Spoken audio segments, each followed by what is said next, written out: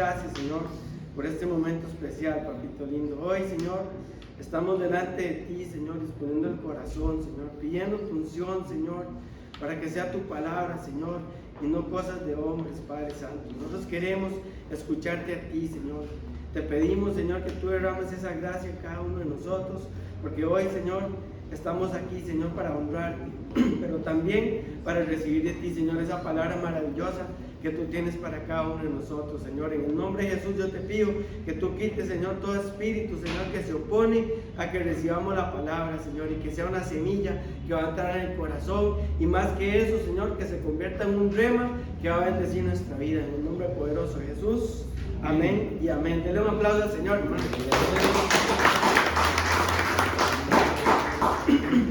Pensé que era algo. Sí. Bueno, hermanos, qué bendición, ¿verdad? Le doy gracias al Señor por me da el privilegio, ¿verdad? Nuestros pastores, de poder estar aquí delante de usted, ¿verdad? Para exponer la palabra del Señor. Yo le quiero hablar a usted el día de hoy. Bueno, me queda poco tiempo, pero lo vamos a hacer. Quiero hablar el día de hoy acerca de una palabra que el Señor, ¿verdad? De lo mismo que el Señor ha venido hablándonos, ¿verdad? Todo este tiempo. Porque en esto, uno cuando se para aquí, ¿verdad? A enseñar, uno siempre le pide al Señor la dirección. Y el Señor lo va guiando a uno, ¿verdad? Uno escucha tal vez, uno tiene un tema, ¿verdad? En el corazón, y ya por allá alguien se lo confirma.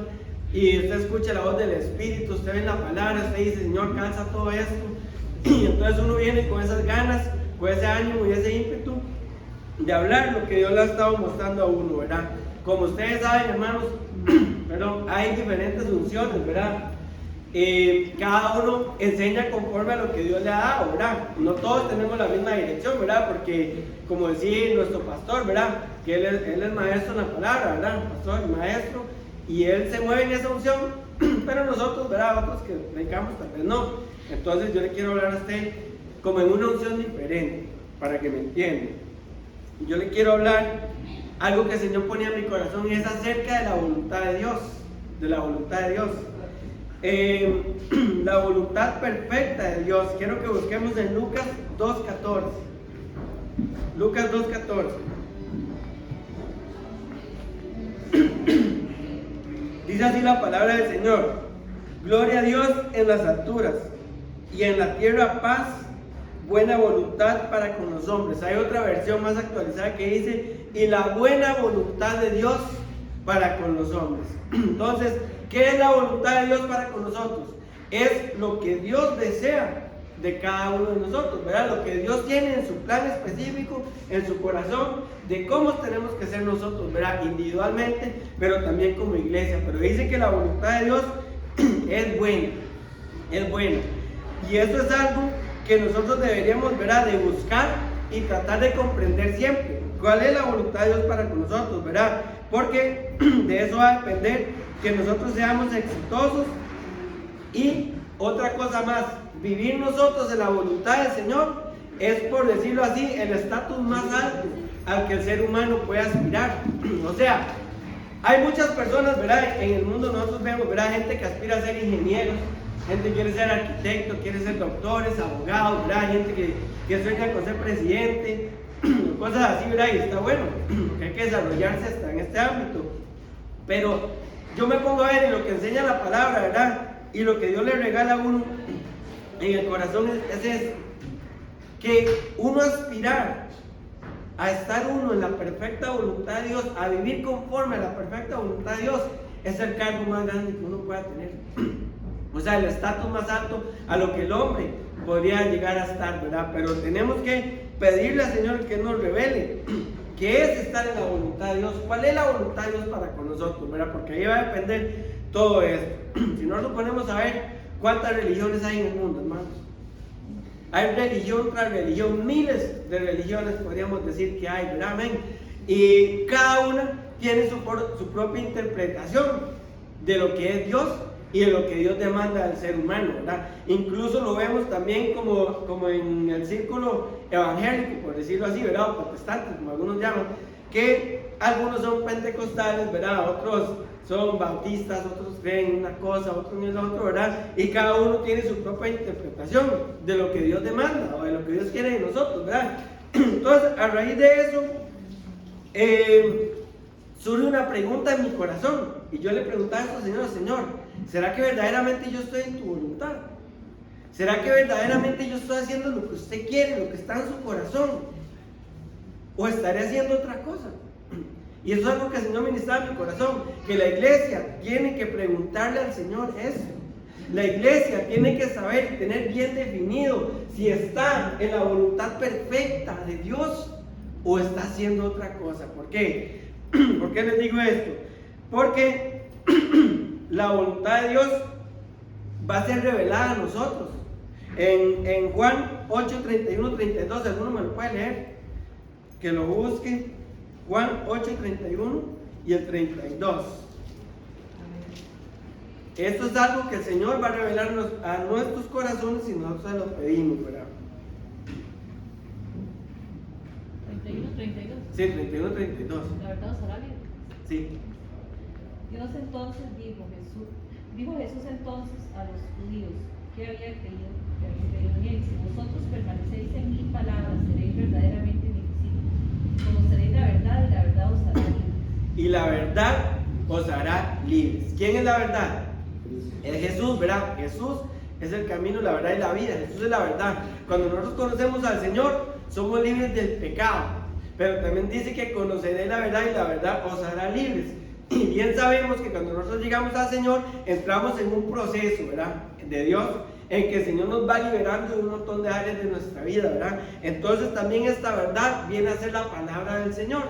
La palabra del Señor revelada como rema en nuestro corazón, la que va a venir rompiendo cadenas, rompiendo, ¿verdad?, pensamientos que son meramente nuestros, humanistas, y no los del Señor, ¿verdad? Y va a ir trayendo libertad. Pero eso es algo que va en progreso, algo que va de día con día, algo que entre más usted y yo nos metemos con el Señor y de verdad ponemos empeño en pedirle al Señor que revele esto en nuestro corazón, es que va a venir en aumento en nuestra vida, y donde Dios se va a glorificar dándonos libertad. ¿Cuántos quieren libertad? Todos anhelamos esa libertad, ¿verdad? Aparte del Señor. Entonces tenemos que pedirle al Señor que su palabra sea más que palabra expuesta, sea más que tinta imprenta en una hoja, sino que sea un rema que el Espíritu de Dios escribe ¿dónde? En el corazón del hombre. Pero la voluntad de Dios es algo que nosotros podemos medir dentro de nuestros corazones, pero se mide de acuerdo a los estatutos de Dios y a los preceptos de Dios, no a los míos, que ese es el problema, que a veces nosotros tendemos a medirnos nosotros mismos de acuerdo a lo que nosotros pensamos. Pero acuérdense hermanos, que Dios siempre nos va a medir a nosotros de acuerdo a su palabra, de acuerdo a su ley, de acuerdo a sus estatutos, ¿verdad? Entonces, como les decía ahorita, es algo que nosotros tenemos que preguntarle al Señor y que sea revelado de acuerdo a los estatutos de Dios en nuestra vida, ¿verdad? Pero no es tan fácil, no es tan fácil. Dios va a traer revelación, pero nosotros sabemos de que todos los días nosotros tenemos luchas, ¿verdad? Tenemos luchas, siempre, y así será siempre. Cuando nosotros conocemos al Señor, ¿verdad?, y entregamos nuestra vida, creemos en Él y a través de la fe somos salvos, el Señor nos cambia de sistema, ¿verdad?, como nos ha enseñado, nos cambia de sistema, Señor, del mundo al reino de Dios. Automáticamente, ¿qué va a pasar? Nosotros nos vamos a volver enemigos del reino de las tinieblas. Nos vamos a volver enemigos de lo que se mueve ahí arriba, ¿verdad?, de espíritus, de potestades, de gobernadores, de principados, ¿verdad? Porque la Biblia también nos dice, ¿verdad?, si lo ponemos por espejo, la Biblia nos dice que si nosotros nos hacemos amigos del mundo, nos volvemos enemigos de Dios. Si lo ponemos por espejo, si nosotros nos hacemos amigos de Dios, nos volvemos enemigos del mundo, ¿verdad? Pero esto es una batalla que se va a librar todos los días. No es eso de que tal vez una vez al mes o que una vez al año. Desde que nosotros nos levantamos cada mañana por la misericordia de Dios, ¿qué pasa? Comienza el enemigo a atacar, comienza el enemigo a minar en la mente, a minar en el corazón, a tocar nuestra alma, ¿verdad? Para lograr lo que Él quiere, porque el enemigo no descansa. El enemigo tiene un plan específico para con los hijos de Dios. ¿Y cuál es? Apartarnos del Señor, de la verdad del Señor. Por eso, esto es algo que no se nos va a hacer muy fácil. ¿Y por qué? Porque estamos en una batalla que se va a librar en dos dimensiones. ¿Cuáles son estas dos dimensiones? En la física y en la espiritual. O sea que usted y yo tenemos una batalla doble, que nos atacan de dos francos, ¿verdad? Como dicen en la guerra. Vienen de lo espiritual, pero vienen también de lo físico. Y para esto vamos a leer Mateo 24, 24. Cristian, ¿me lo lee? Sí. Mateo 24, 24.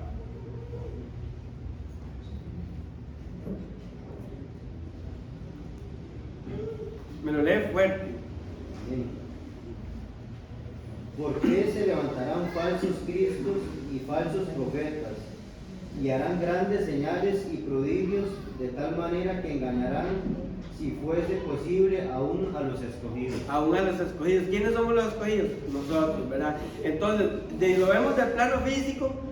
Dice la palabra, nos enseña ahí en Mateo 24, 24, que se van a levantar falsos profetas, ¿verdad?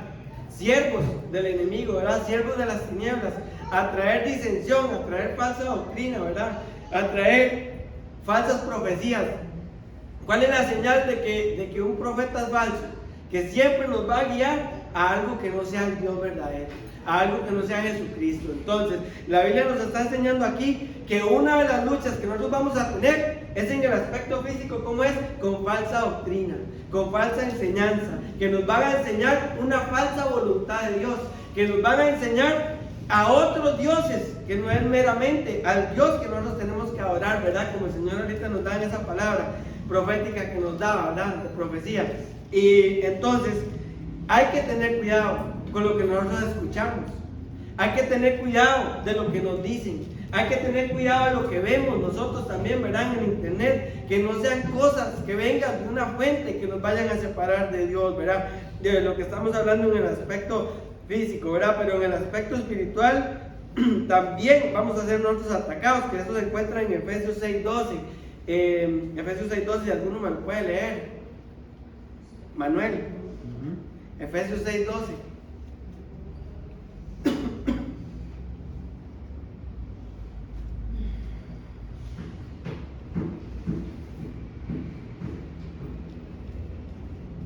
¿6:12? Sí.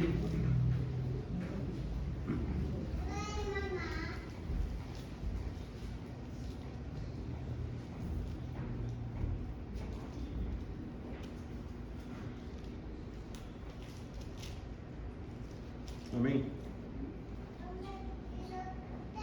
Dice, en quien tenemos seguridad. ¿Sí, verdad? 6:12. Dice, porque no tenemos lucha contra. Ok, sí. Amén. Porque no tenemos lucha contra sangre y carne, sino contra principados, contra potestades, contra los gobernadores de las tinieblas de este siglo, contra las huestes espirituales de maldad en las regiones celestes. En las regiones celestes. Entonces, pero la Biblia es clara. Nosotros sabemos estas cosas, hermanos, que lo que nuestros ojos no pueden ver, ¿verdad? El mundo espiritual. Ahí es donde más se maneja, ¿verdad? Estas luchas, ¿verdad? Que vienen de parte del enemigo a querernos apartar a nosotros de la voluntad del Señor, ¿verdad? De lo que hablábamos ahorita.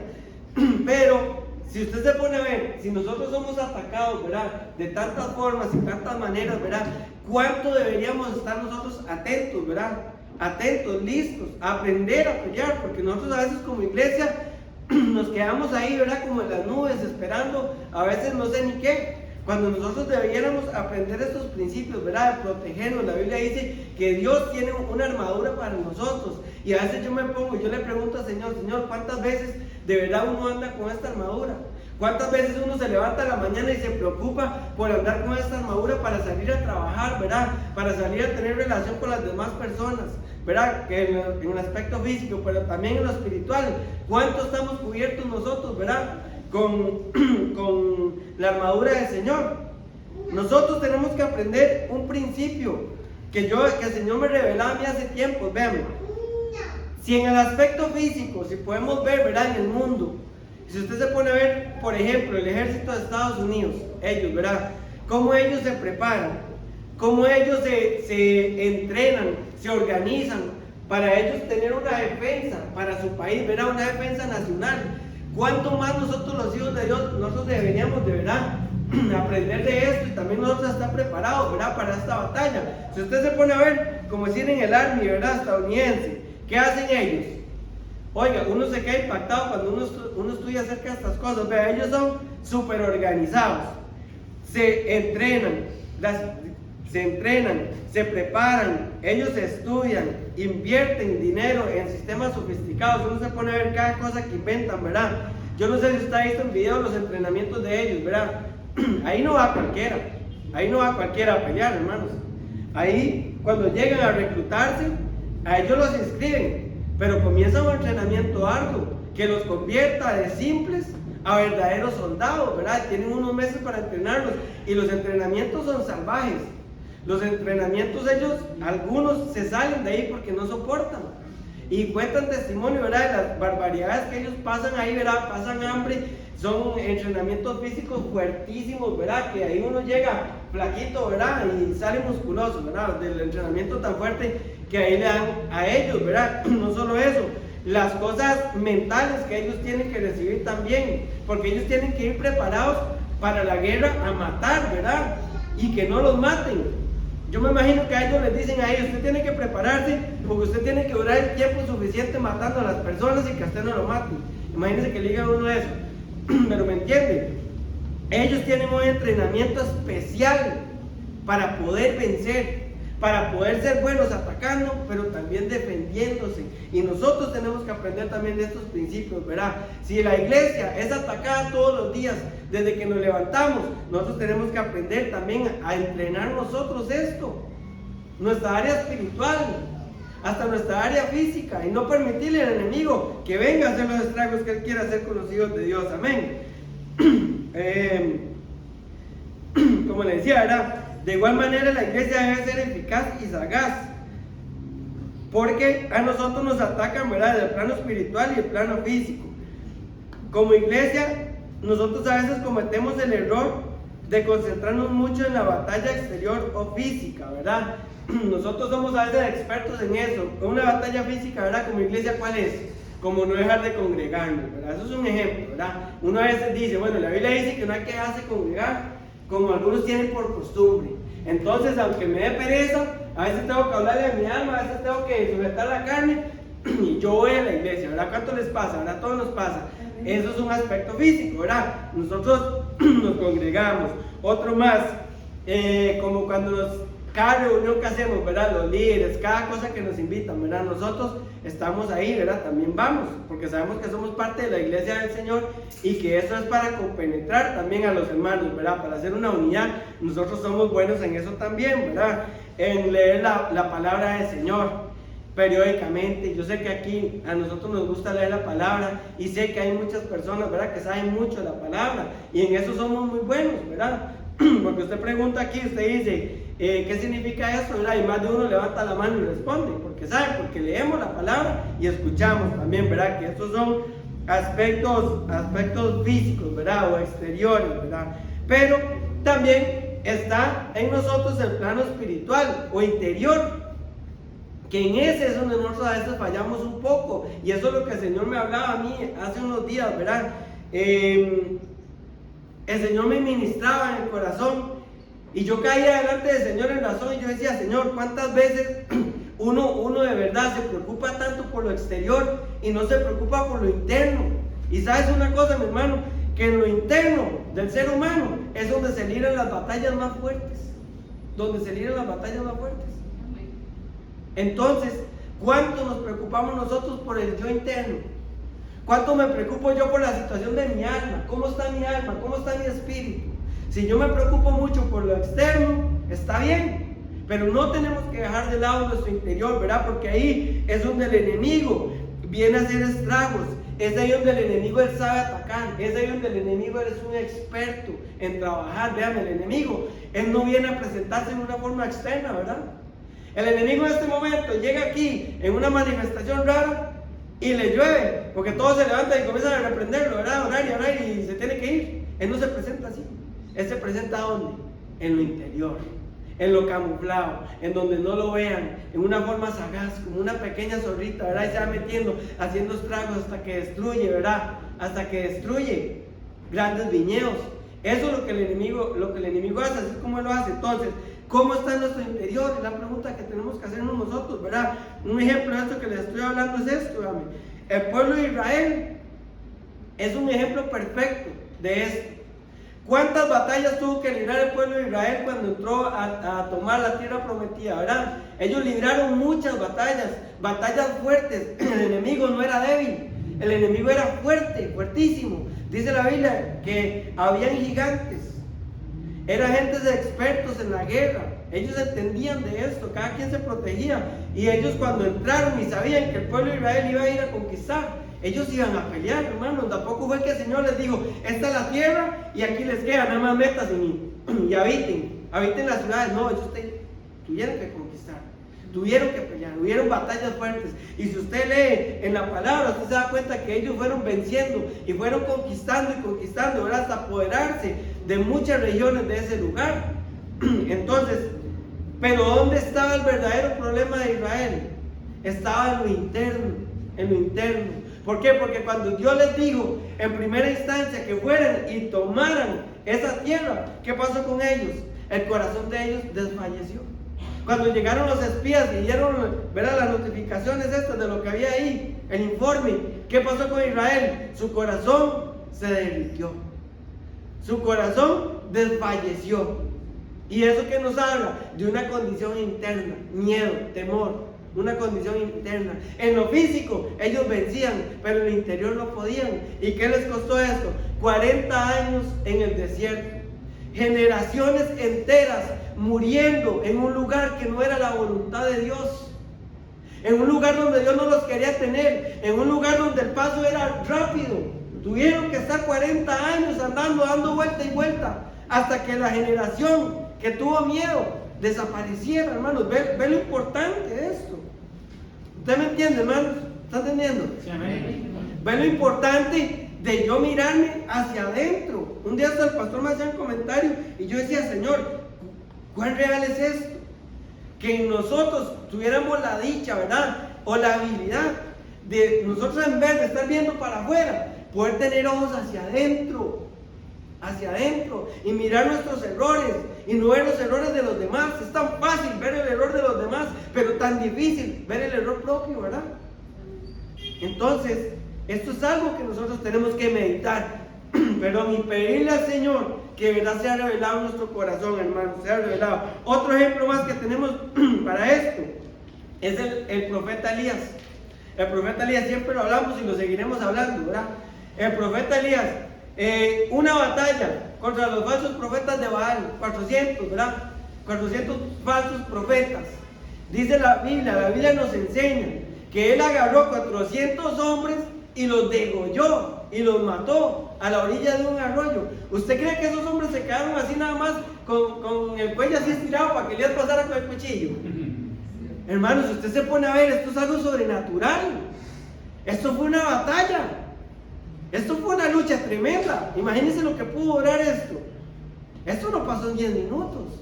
Hermanos, esto a mí me habla de que hubo una batalla, que Elías peleó con sus fuerzas físicas y los venció, los tomaba, los degollaba y los tiraba. 400 personas.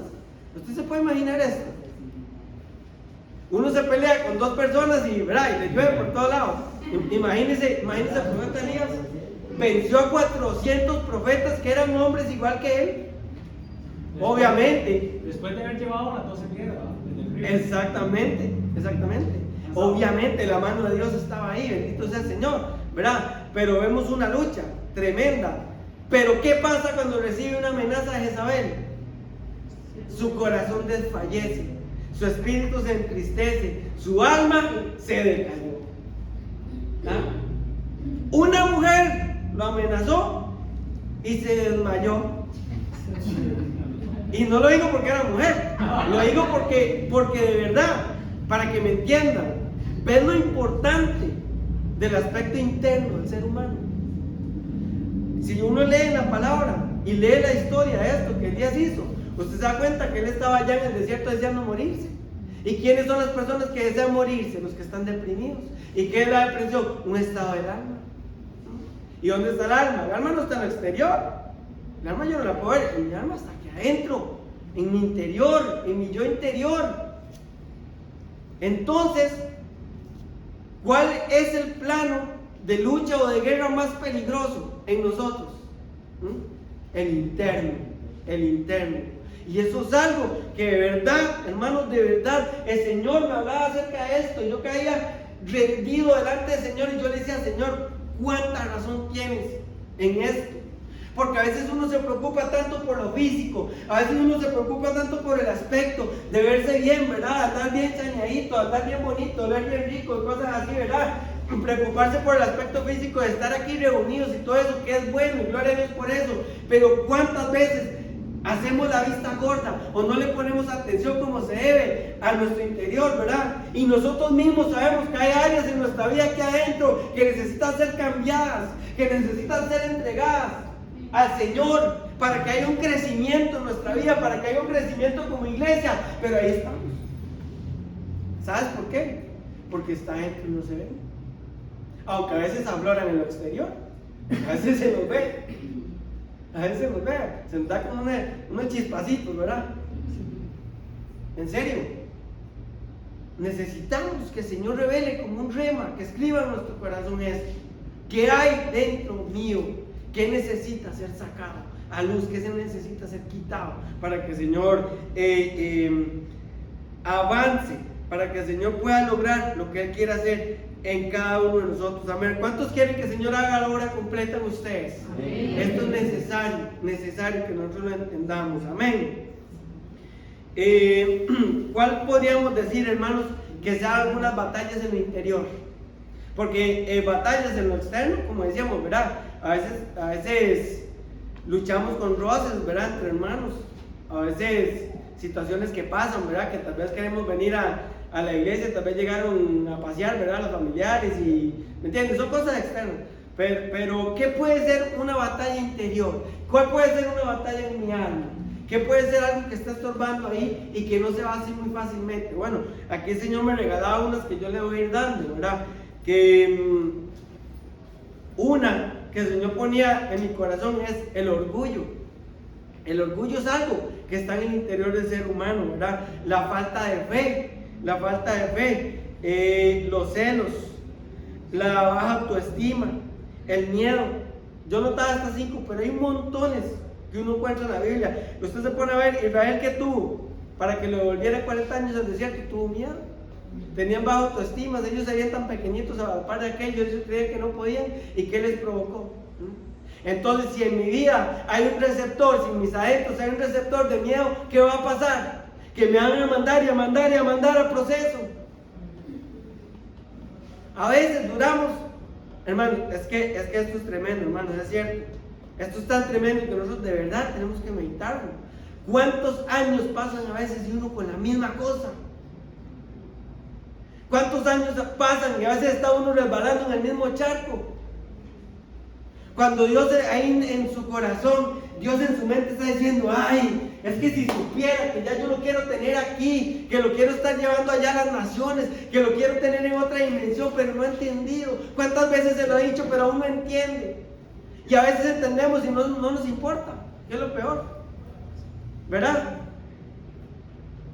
Tenemos que pensar en esto. El orgullo, falta de fe. Hermanos, sin fe es imposible agradar al Señor. Si en alguno de nosotros hay este problema, esto se tiene que arrancar. Esto se tiene que arrancar. El orgullo, hermanos, el orgullo es una de las cosas que más afecta a la iglesia. Porque el orgullo crea disensión. El orgullo crea roces. El orgullo crea falta de perdón. El orgullo crea problemas. Y hace que el campamento se detenga. Hace que la gloria de Dios se mantenga ahí arriba y que no esté aquí abajo. Nosotros necesitamos sacar esto de nosotros, de nuestro interior, y ponerlo en las manos del Señor y decirle, Señor, esto verdaderamente está en mí. Tiene que haber un autoexamen y fijarnos nosotros y decir, Señor, yo he detectado esto en mi vida, de verdad yo necesito que esto salga para crecer. ¿Y por qué le hablo esto, hermano? ¿Por qué le digo esto? Porque Dios de verdad tiene planes maravillosos para esta iglesia. Dios tiene planes maravillosos para cada uno de nosotros. Pero el enemigo se vale de este tipo de cosas. ¿Para qué? Para mantenernos donde Dios no nos quiere tener. ¿Y con qué comenzamos el mensaje? Que nosotros tenemos que estar en la perfecta voluntad del Señor. Estar enojado con un hermano no es estar en la perfecta voluntad de Dios. ¿Entienden? Ok, sigamos. Es muy importante aprender a detectar estas cosas, ¿verdad? Ya que esto va a depender si somos verdaderamente personas que viven de acuerdo a la voluntad de Dios. Ya que si hay alguna situación de estas mencionadas en nuestro ser, nos va a alejar del Señor, ¿verdad? Entonces surge la interrogante: ¿cómo podemos nosotros vencer esto? ¿Cómo podemos nosotros vencer esto? Porque como les decía ahorita, a veces pasan meses, años, décadas, y uno a veces carga con los mismos problemas, ¿verdad? A veces no basta solamente con usted llegar y decir: corto con esto en el nombre de Jesús. ¿Cuántas veces uno a veces llega y uno orando en la casa y llega uno y uno sabe que hay problemas dentro de uno y uno dice: Señor, yo corto con esto en el nombre de Jesús, y la cosa se calma unos días y después viene otra vez y está uno igual. Está uno igual. ¿Le ha pasado? ¿Le ha pasado que usted batalla con cosas que parece que no se quieren ir? Y usted le dice: Señor, pero ¿por qué si yo lo reprendo? ¿Por qué si ya yo corté esta con la última generación que me acuerdo, hasta la de Adán, si hay que cortar, ¿verdad? Y aún siguen molestándome, aún siguen ahí, estorbando mi vida, estorbando mi crecimiento. Usted se ha hecho esta pregunta: ¿por qué? ¿Por qué sucede esto? Hermanos, y es porque no basta solamente con cortar alguna situación, porque aunque es necesario hacerlo, tenemos que aprender que los espíritus vuelven a buscar a las mismas personas una y otra vez para hacerlas caer nuevamente en el mismo error. A eso es lo que nosotros le llamamos los espíritus cíclicos. Un espíritu que vuelve, usted lo echa, ¿verdad? Usted corta cosas, usted lo echa, pero el espíritu viene otra vez, da la vuelta y viene otra vez. Y si lo que yo tenía aquí, esa área, la encuentra vacía y barridita, más bien, casi se vuelve a meter. Y ese es el error de la iglesia, que la iglesia muchas veces no ha detectado esto. La iglesia lo ha dejado pasar por alto. No nos hemos entrenado en cortar con esto y que de verdad quede cortado y que el enemigo no pueda volver a venir.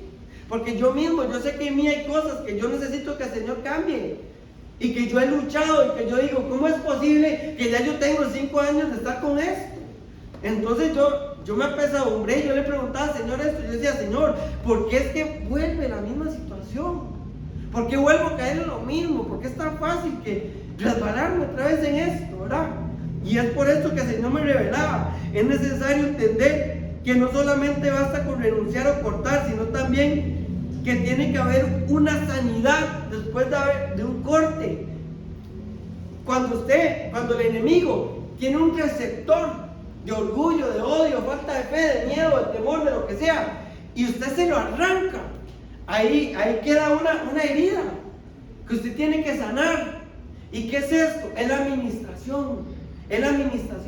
Por eso, quedarme yo en mi casa, en mi cuarto, y cortar este tipo de cosas no va a ser tan efectivo. ¿Por qué? Porque la administración es la que va a venir a sanar esa herida. Es la que va a venir a poner ese aceite para que la herida sane, para que no siga viva, para que el enemigo no pueda seguir entrando.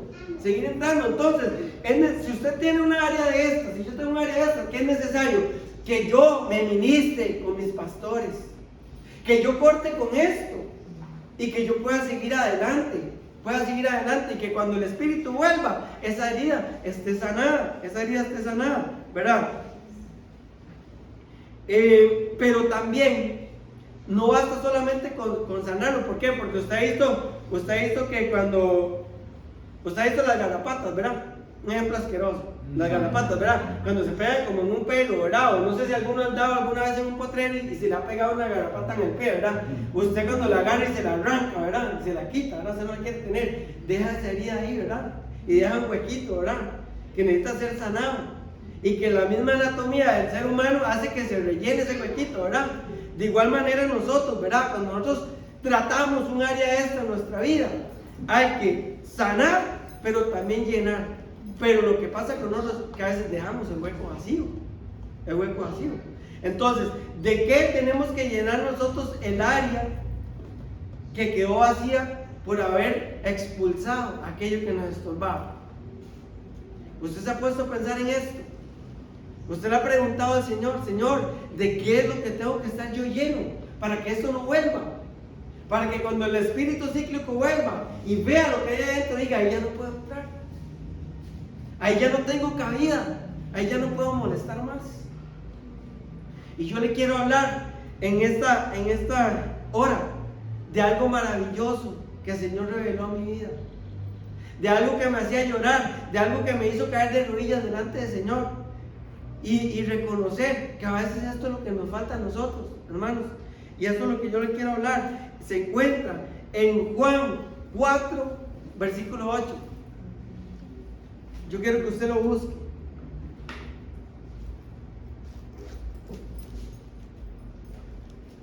Porque esto es una clave para nosotros poder vencer en todas estas batallas interiores. Acuérdense que estamos hablando de una batalla en el aspecto interior del hombre, ¿verdad? En lo espiritual o almático, no tanto en lo externo.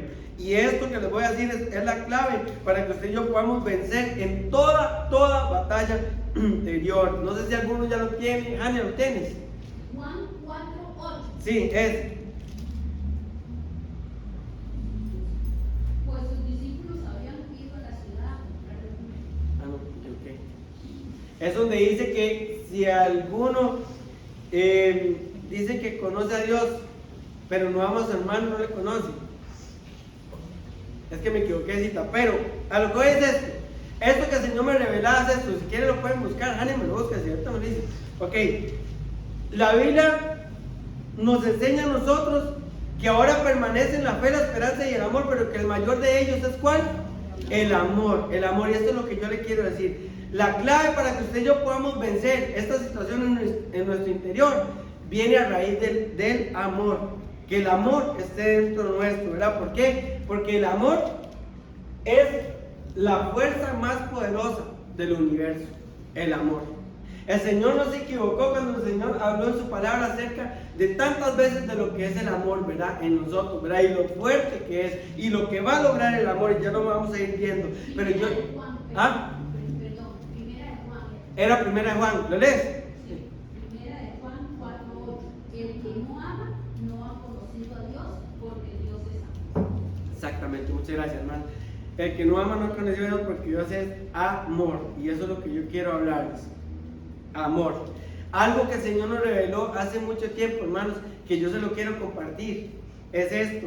Nosotros estábamos una vez en un culto de jóvenes allá en Pérez Celedón. Yo creo que yo le había contado eso a ustedes ya, pero hay algunos que no lo han escuchado.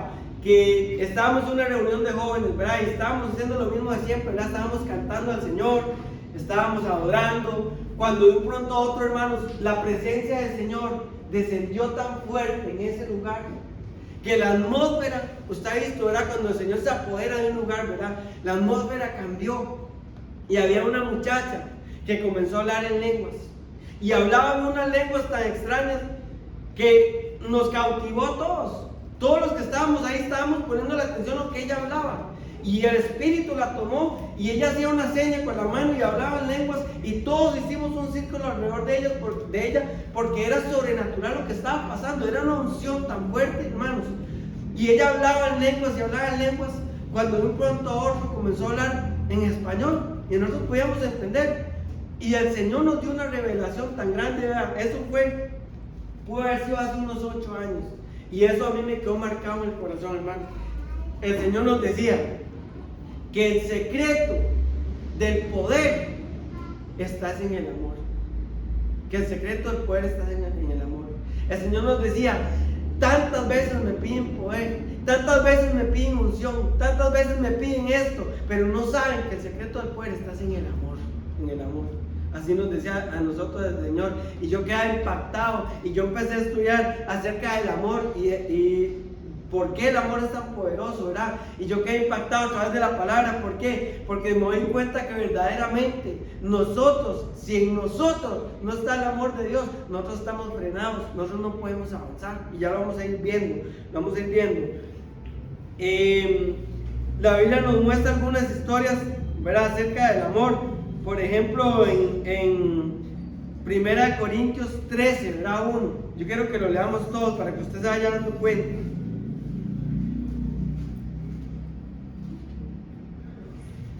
1 Corintios 13.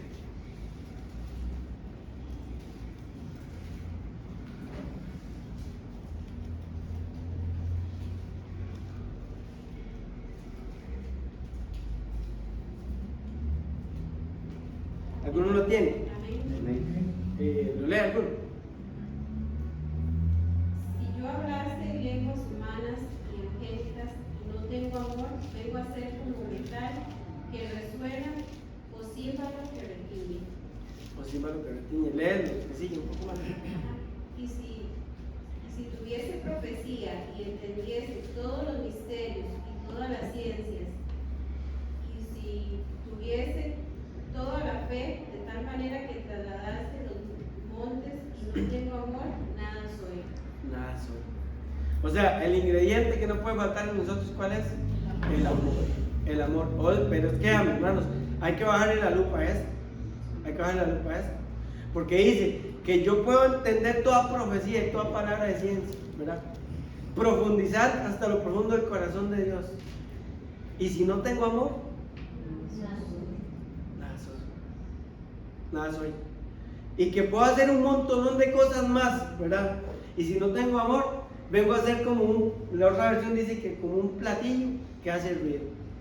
No sirva lo que retiene, como un platillo que hace ruido. Entonces, en nosotros lo que no puede faltar es el amor, ¿verdad? Otro ejemplo más, que nos da a entender lo importante que es el amor en nosotros como congregación. Lo vemos un ejemplo como Jacob por Raquel, ¿verdad? Jacob por Raquel, todos conocemos esta historia, ¿verdad? ¿Qué pasaba con Jacob? Que él estaba enamorado ¿de quién? De Raquel, ¿verdad? Estaba enamoradísimo, ¿verdad? De Raquel. Y llegó a un acuerdo, ¿verdad? Con Labán con Labán, y le dice, voy a trabajar por ella 7 años. Y al otro le pareció, y ¿verdad? La costumbre de ese tiempo, ¿verdad? Le dijo que sí. Entonces trabajó 7 años, pero luego le dieron a Lea, ¿verdad? Entonces dice que él trabajó otros 7 años más con tal de estar a la par de la que él quería. Entonces, eso es que nos muestra a nosotros, que el amor lo impulsó a él, a no importarle tener que trabajar 14 años con tal de estar con ella, ¿verdad? Con tal de estar con ella. Entonces, el amor viene a ser como un combustible que a usted y a mí nos impulsa, un combustible que a usted y a mí nos da las fuerzas para avanzar hacia aquello que estamos amando, ¿verdad? Por eso es necesario, si nosotros amamos, nos amamos como hermanos, nosotros no nos vamos a sentir envidias, no vamos a sentir orgullos, no vamos a sentir un montón de cosas que a veces el enemigo viene poniendo, ¿verdad? Para frenar el campamento. ¿Por qué? Porque nos amamos, necesitamos este amor. ¿Cuál más? El amor que tenía, ¿verdad? El apóstol Juan por Jesús, ¿verdad? Que lo hacía recostarse al pecho de él. ¿Qué provocaba ese amor en él? Provocaba revelación en él, ¿verdad? También Abraham por Lot, yo veo el amor de él por su sobrino. ¿Por qué? Porque cuando Dios le dijo que iba a destruir, él sabía que allá estaba metido, ¿verdad? En Sodoma, y comenzó a interceder, a rogarle al Señor de que si había un justo, ¿verdad? Ahí, que si habían 10 justos, comenzó a decirle hasta que, bueno, que el Señor no destruyera la ciudad, ¿verdad? Y era para que se salvara Lot, ¿verdad? Entonces, el amor que hace, que oremos los unos por los otros, que mi hermano tenga prioridad en mi vida, que si yo lo veo con una situación difícil, que en vez de estarlo señalando y estarle diciendo que esto le pasa por hacer esto y lo otro, no, que yo ore por él, que yo clame a Dios por una sanidad, que yo clame a Dios por una liberación, por cualquier situación que esté pasando. Necesitamos ese amor que nos compenetre, ¿verdad? Que nos haga a nosotros orar los unos por los otros, ¿verdad? Pero la historia más hermosa de amor que la Biblia nos cuenta, ¿cuál es? La de nuestro Señor Jesucristo por su iglesia. por su iglesia. Entonces, ¿qué aprendemos nosotros de eso? Que el amor es tan poderoso y tan fuerte que hace que hasta que uno pueda dar la vida por los demás. Por los demás. El Señor nos amó tanto que entregó su vida por nosotros. Por amor. Porque la Biblia también dice que de tal manera amó Dios al mundo que dio su Hijo único. ¿Usted está dando cuenta? La ofrenda del Señor. ¿Se está dando cuenta? ¿Pero por qué? ¿Qué lo motivó? El amor. El amor. Entonces el amor va a desarraigar de mí todo este tipo de situaciones, ¿verdad? Hermanos, voy a ir rápido porque se me acaba el tiempo. El amor, ¿verdad?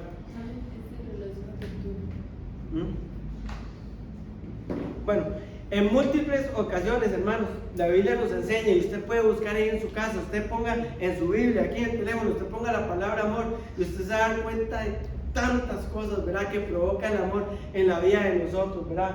Y eso es algo que el Señor ponía en mi corazón, que el enemigo a veces tiene a la iglesia sumida pensando en las cosas externas y logrando que ignore lo interno, que son cosas de estas que van a hacer que el campamento se detenga, que va a hacer que usted y yo no podamos avanzar. Hermanos, de verdad, veamos, de corazón se lo digo, Dios quiere que nosotros avancemos.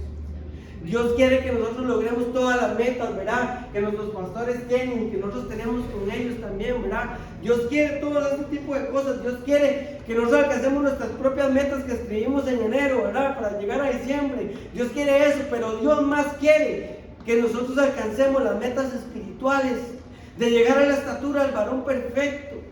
Porque ese dicho que dice, es que yo no soy perfecto, ok, no somos perfectos, pero eso no nos da excusa para nosotros vivir en imperfección, porque la Biblia nos llama a nosotros a alcanzar la estatura del Señor.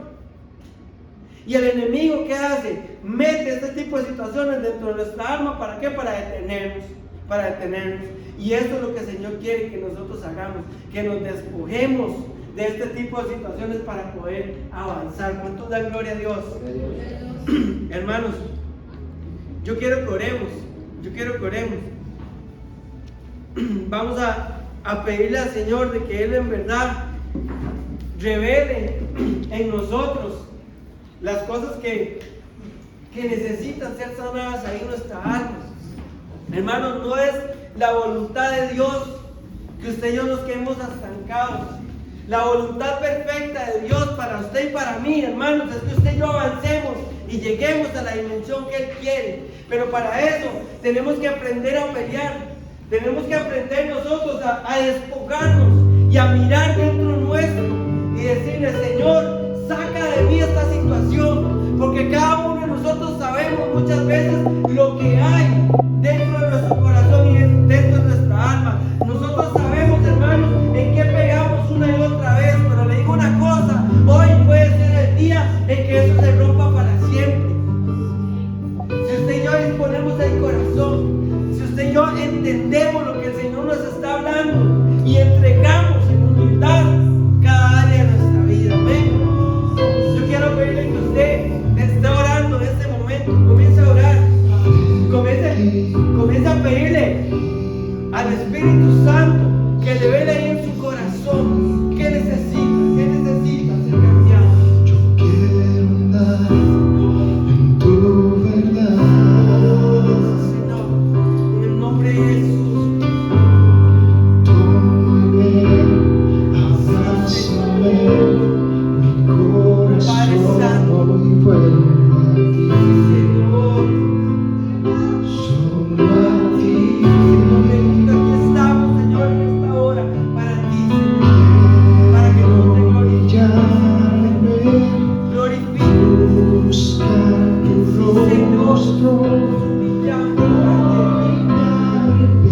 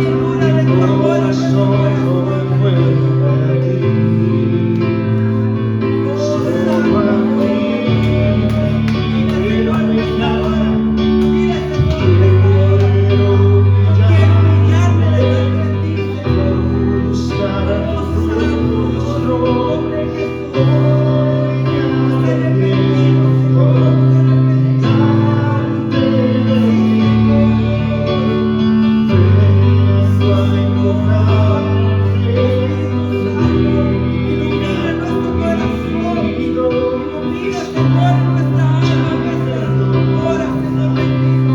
Ministranos con tu presencia, con tu poder, Señor. Comienza, Señor, a sanar. Comienza a sanar, Señor. Sana, sana, Señor, el orgullo. Sana, Señor, el miedo, el temor, Señor. En el nombre de Jesús, que haya sanidad, Señor, para tus hijos.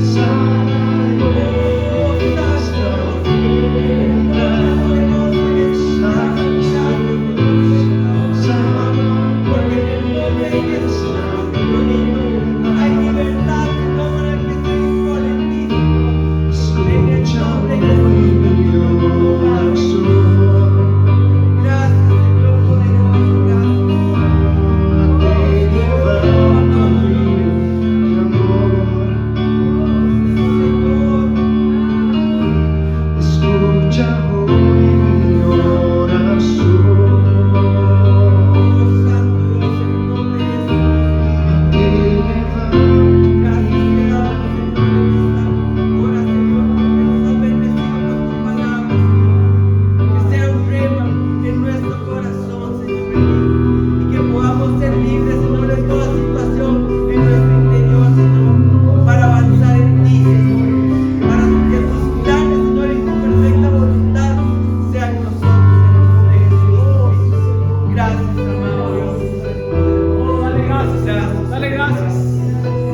Dale gracias, papito lindo, por tu palabra, Señor.